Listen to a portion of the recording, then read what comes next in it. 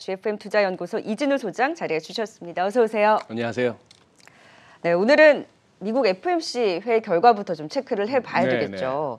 이 성명서 공개와 함께 또 파월 의장의 간담회를 전후로 해서 시장이 좀 등락이 있었고 분위기의 변화도 좀 있었는데 여기에 뭐 금리 전망인 점도표와 또 경제 전망에 대해서도 계속 주목을 하는 모습이었습니다. 먼저 주요 포인트부터 점검을 해보도록 하죠.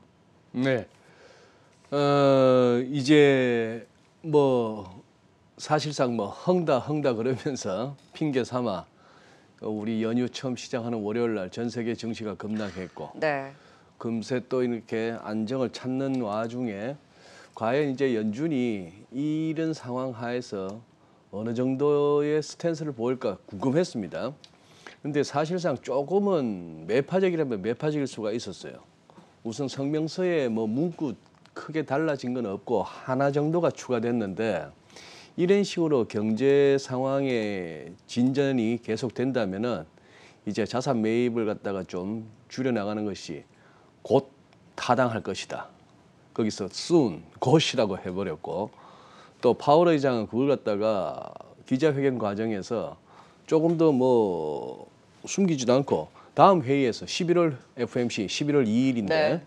다음 회의에서 아마 테이퍼링 결정할 것 같다 이런 식으로까지 얘기를 했습니다.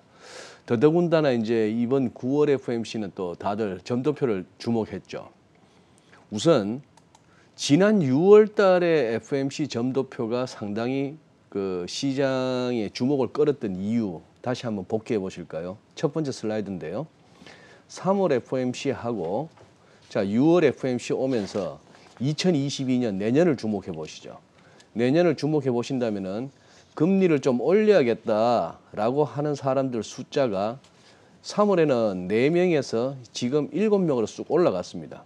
7명으로 올라갔는데 역시 대세는 그래도 동결이었죠. 네. 그런데 이제 2023년에 가가지고 이 중간값이 그냥 2칸이나 올라가 버렸습니다. 그래서 후내년에는 뭐 2번 정도 금리 올리나 싶은 그리고 이것이 전반적인 어떤 달러를 갖다가 한 단계 위로 끌어올리는 그런 작용도 했었는데 자 이제 이번 9월 FOMC 한번 보시죠.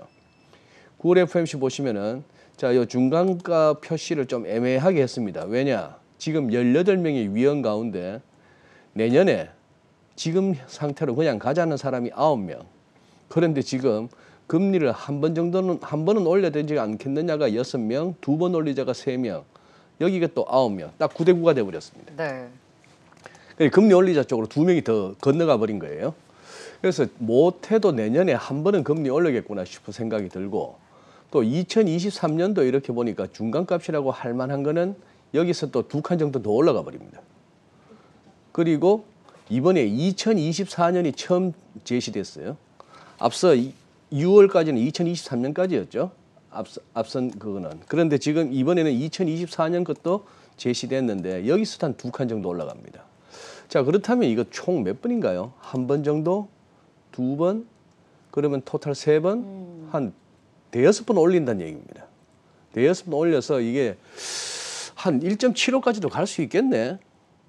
이런 식이고 이제 장기적으로 보는 거는 여전히 2.5에다가 그냥 그대로 해놨다는 것이죠. 네. 자 그러면은 여기다가 이제 한번 보시면은 또 이런 것도 3, 6, 9, 12월 분기별로 할 때는 이것도 경제 전망도 제시하죠. 자 보시면은 아래쪽은 준 프로젝션이니까 6월 달에는 이렇게 얘기했고 이번에 자기들이 전망하기는 위의 칸입니다. 뭐 GDP 같은 경우는 금년에 7% 성장을 예상했다고 5.9%로 낮췄어요. 네. 경제 성장률은 조금 낮췄고 뭐 실업률도 4.5보다는 4.8로 조금 더 올라가고 그러니 이 부분 애초 6월보다 조금 자신 없다. 경제 관련해서. 그다음에 인플레이션이죠. 6월 달에 PC 인플레이션 개인 소비 지출 그쪽으로 CPI가 아닌 개인 소비 지출 연준에서 따지는 이걸로 봤을 때 3.4%인데 4.2%로 제법 올렸습니다. 코아도 마찬가지예요. 3.0에서 3.7%. 자 그리고 뭐 2022, 2023, 2024 이거야 연준 아니라 연준 하랩이라도 모르는 거죠. 그냥 이거는 전망치로 제시하는 건데 계속해서 인플레는 2.1, 뭐 2.2 이런 순서로 이런 정도로 즉 목표치 2%였다가 완만하게 웃도는 정도로 보고 있다는 얘기입니다. 그렇다면 여기서 경제 전망은 인플레는 애초 6월 달보다도 더 높아지는 것으로 보이고 경제 성장이나 실업률은 애초보다 조금 못한 것으로 했습니다. 자, 그렇다면 뭐다? 인플레는 시장 생각하는 만큼 계속 높고 네. 성장도 조금은 둔화될 것 같은데 그 와중에 또 앞서 점도표에서는 6월보다도 더 매파적인 흐름이었죠. 자, 그러다 보니까 뉴욕 증시하고 이쪽에서는 흥다 너무 쫄지 말자 이러면 분위기로 강하게 출발했다가 이제 FOMC 결과를 보고는 상승폭을 조금 줄이기는 했습니다만 네. 그래도 1%대의 상승이었어요. 그럼 어떻게 해석해야 되나요? 이게 이제 묘합니다. 묘한데 뭐냐 하면은 이 와중에 연준이 저렇게까지도 발표를 갖다가 하는 걸 주저하지 않는다면은 그만큼 연준이 자신 있는 거 아니냐? 큰 문제는 없다, 경제에. 그러니까 경제 성장을 낮추는 전망이 나왔어도 낮추는 전망이 나오고 금리 인상을 하고 테이퍼링도 파월 의장의 연설에 따르면은 11월에는 우리 테이퍼링 할 거라고 얘기하고 네. 내년 중간쯤이라 하면 내년 중간쯤이 언젠가요? 6월이나 7월쯤이죠. 6월이나 7월쯤. 네. 자, 그러면 12월부터 바로 테이퍼링 돌입할란지 1월부터 할란지 그러면 뭐 한 6개월 내지 8개월 사이에 1,200억 달러씩 하고 있는 월 1,200억 달러 이걸 줄여 나가서 이제 그거 하겠다는 것이고 지금 보니까 내년에 금리는 한번 올릴 것 같고 그런 상황 하에 결국 이렇게까지도 나오는 거는 이래도 시장 망가지지 않는다는 나름 연준의 계산이 있었던 거 아니냐. 그리고 그렇게 해서 다들 좀 울퉁 뭐 변동성이 분명히 있었어요, 장중에. 덜컹거림은 있더라도 그래도 회복되는 쪽으로 간다라고 이제 시장은 이제 본 것 같습니다. 앞서 이렇게 인터뷰 나왔던 그분 얘기는 여전히 시장의 불확실성은 있다라고 했고 네. 인플레에 대한 우려를 갖다 얘기한 그런 상황인데 이번에 어쨌거나 이걸 보면서 저는 또 이걸 느낍니다. 이거 보세요. 지난번 예전에 6월 달에 방송 때 보여드렸던 슬라이드를 다시 가져오는데 그때 6월 15, 16일 날 그때 6월 FOMC가 있고 한 이틀 후에 제임스 플라드 세인트루이스 연방은행 총재가 CNBC 나와갖고 하는 얘기가 2022년에 해봐야 내년 아닙니까? 내년에는 첫 금리 인상이 있을 것 같다라고 얘기를 했단 말이죠. 그리고 우리가 저만 하더라도 블라드 총재 이랬다 저랬다 한다고 얘기는 합니다만 저 사람들의 말을 갖다가 계속 따라가야 될 필요가 있는 거예요. 상당히 힌트를 준 거예요. 네. 힌트를 준 거고 또 어떻게 보면은 저것이 하나의 그겁니다. 백신입니다. 자꾸 저런 사람들이 이 사람은 이렇게 저 사람은 저렇게 뭐 달라스 연방은 총재 같은 카플란 같은 사람들도 매파적으로 얘기를 자주 하고 네. 해서 시장이 이제 조금 미리 충격을 좀 완화할 수 있는 그렇죠. 준비를 하게 해주는 예, 거죠. 그런 느낌이 드는 겁니다. 그런 느낌이 들어서 결국 잘 소화해냈다. 연준도 잘 소화해냈고 시장도 그럭저럭 매파적으로 읽힐 만한 어떤 FOMC를 큰 충격 없이 소화해냈다. 네. 그리고 우리로서는 참 연휴 긴 게 다행이었다. 왜냐하면 또 열리기 바로 전에 좀 하락이 멈춘 모습이었잖아요. 그러니까요. 우리가 화요일 바로 아우. 개장했더라면은 끔찍하죠. 아찔할 뻔했죠. 네. 네. 그래서 그 변동성이 굉장히 컸잖아요. 그러니까 지금 헝다그룹의 파산에 대해서도 근데 파월 의장은 중국에 국한된 문제지 뭐 미국까지의 전염 가능성은 낮다라고 좀 네. 예측하기도 했고 네. 그럼에도 불구하고 지금 FOMC 결과와 헝다그룹 이슈 때문에 글로벌 증시가 내내 주시를 냈다가 주 초에는 변동성이 컸고 지금 딱 개장하기 바로 전에는 하락을 멈춘 모습 그리고 미국 증시는 다행히 그래도 1% 네. 탄력을 유지를 하다 보니 그래서 우리가 어떤 장단에 맞춰야 하는 것인가라는 또 고민이 깊어지는데 그 변동성이 어느 정도였나요? 예, 그 이번 연휴 동안에 월가에서는 자꾸 이 얘기를 하더라고요. 야, 50일선 깨졌다. 100일선도 물고 내려갔다. 뭐 이런 소리를 자꾸 하고 있더라고요. 한번 그래서 차트에다가 이동평균선을 갖다가 다 지우고 50일선, 네. 100일선, 200일선으로 한번 해봤습니다. 해봤더니만 50일선 깨진 걸 갖고 좀 겁을 낼만 했어요. 그동안 보시면은 50일선이 이렇게 지지선 역할을 잘 했습니다. 또 설령 50일선이 깨지더라도 100일선 금방 가면 또 반등이 나오고 했는데 이번에는 100일선에서 한 일주일 넘게 머물다가 이게 지난 주 화요일 날 쿵 무너진 거예요. 월요일 날 쿵 무너졌죠. 네. 월요일 날 쿵 무너지고 했는데 자, 여기서 다우 지수도 요렇고 그다음에 나스닥도 한번 보시면은 나스닥은 이평선은 그냥 평소대로 했습니다만 나스닥도 이렇게 월요일 날 갭다운 하고 나서 이제 반등이 나왔는데 이제 확인할 거는 이겁니다. 이 갭 채우고 말이죠. 나스닥도 다우도 지난번 월요일 날 발생했던 이 갭을 갖다가 채우는 정도에 그치지 않고 다시 100일선, 50일선 위로 갈 수 있는 힘이 있느냐, 아니면 갭만 채우고 또 다른 무슨 악재가 됐건 아니면 시장 자체적으로 힘이 딸려서 또 밀리느냐 하는 부분은 조금 확인할 필요가 있겠어요. 네. 그런데다가 이제 이 부분 보면 참 그거 한 게 장기물은 오히려 어제 더 내렸습니다. 10년물. 이제 다만 이제 점도표가 올라가고 하니까 2년물, 5년물 같은 경우는 한 2.4, 2.6bp 이런 정도로 올라가지고, 그렇다면은 뭐 굉장히 그거 하죠. 커브는 굉장히 평평해져 버렸는데 단기는 올라가고 장기는 좀 내려오고 하면서 그런 상황이 됐는데, 그래서 지금 요 미국은 앞서 말씀드린 대로 월요일 날 갭을 갖다가 빨리 채울 수 있는 걸 갖다가 이제 오늘 내일 중에 한번 확인해 봤으면 좋겠고, 네. 헝다는 이렇게 봐야 될 것 같아요. 이 주가 흐름 보면 이거는 회복 불능이겠죠. 네. 지금 끝부분이 거래량 서는 거 보면은 여기도 지금 아직도 미련을 갖고 있는 사람들이 있어요. 이거 잘하면 들고 있다 보면은 워낙 싸니까. 홍콩 달러 기준으로 2.27인데 지금 나타나기를, 이거 잘하면 이게 뭐 어영부영 하다가 뭐 4.5만 가도 따버리니까 제대로 칼날 잡은 거 아닌가요? 그런 셈입니다. 그런 셈이고, 자 이제 한경 기사 하나 이렇게 네.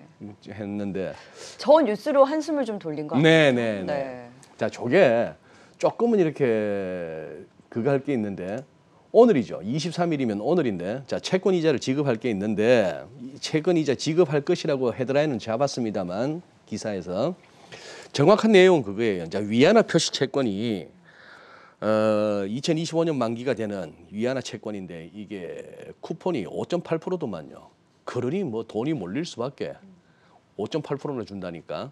자, 그런데 이게 이제 이 위안화 표시 채권에 2억 3,200만 위안, 뭐 여기다 한 130, 140 곱하면 우리 돈이 되겠는데, 이걸 이자 지급할 것이라기보다도 공시를 어떻게 했나 하면 거래소 공시에서 이자 문제 해결했다라고 공시를 했어요. 네. 이게 뭔 소리냐 이거죠, 어제. 이걸 갖고 또 설왕설래가 있습니다. 뭐 어떻게 해결한 거야?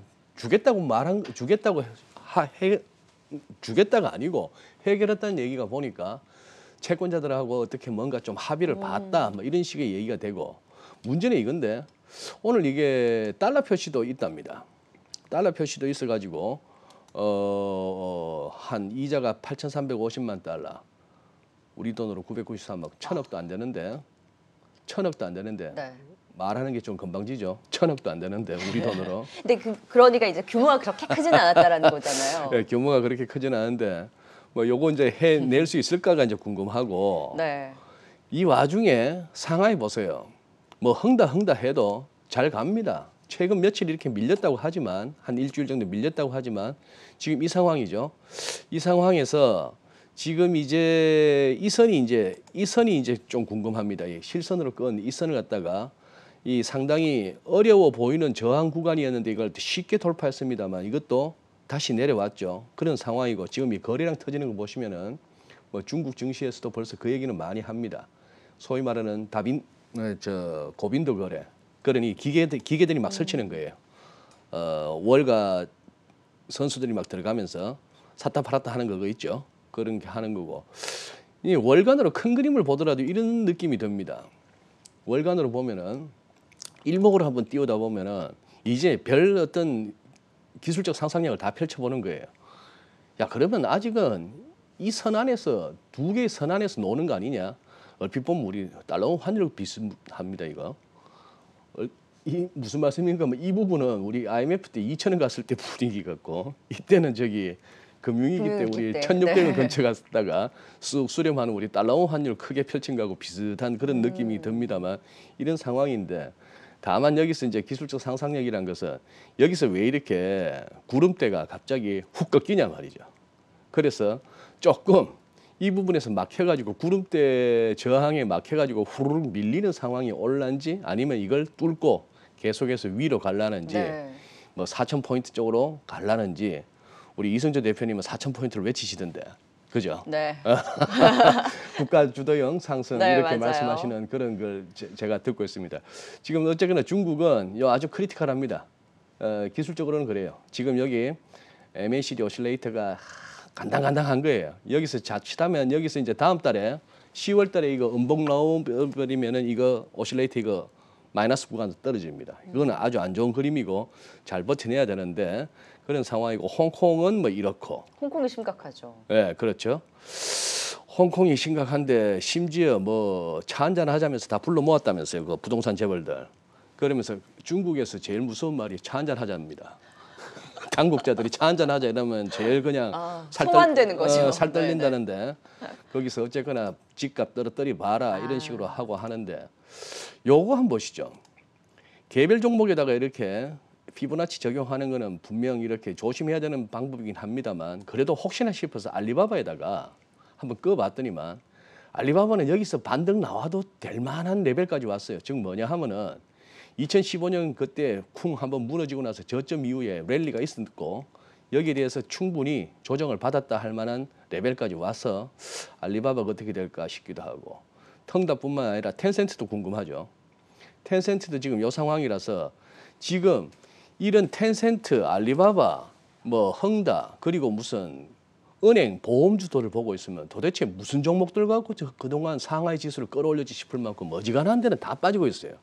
그런데도 지수는 올라가다가 요번에 쿵 했습니다만 여기서 텐센스도 보시면은 이 선은 지켜지지 않겠느냐. 다시 한번 차트 보시면은 이 우상향하는 이 선은 지켜지지 않겠느냐 하는 게 현재로서는 상식적인 어떤 전망이 되겠습니다. 네. 이 선까지 무너진다는 건 진짜 완전히 깨지는 거는 그럼 이들이 좀 지지를 해주면 중국 증시도 빠진다라기보다는 좀 빠진다기보다는 지지하는 지지하고 다른 어떤 뭐 기술주들이나 좀 중국에서 좀 키우고자 하는 그런 쪽이 간다면은 지수는 이제 상승할 수 있겠고 헝다는 저거 지난번에도 말씀드렸습니다. 저건 블랙스완도 아니고 회색 코뿔소도 아니고 너무나 눈에 보이던 쟤들은 저럴 수밖에 없었던 그 시자인인가 하는 그 CEO한테서 얼마나 털어낼 수 있을지가 관건인데. 그럼 단기 변동성에 그칠 이슈로 보시는 그런 건가요? 식으로 보이고 리만 모멘트라고 얘기하기에는 리만 쪽하고는 좀 성격이 다른 거는 분명히 있어요. 리만 쪽은 그때 우리 뭐 영화에서도 자주 봅니다만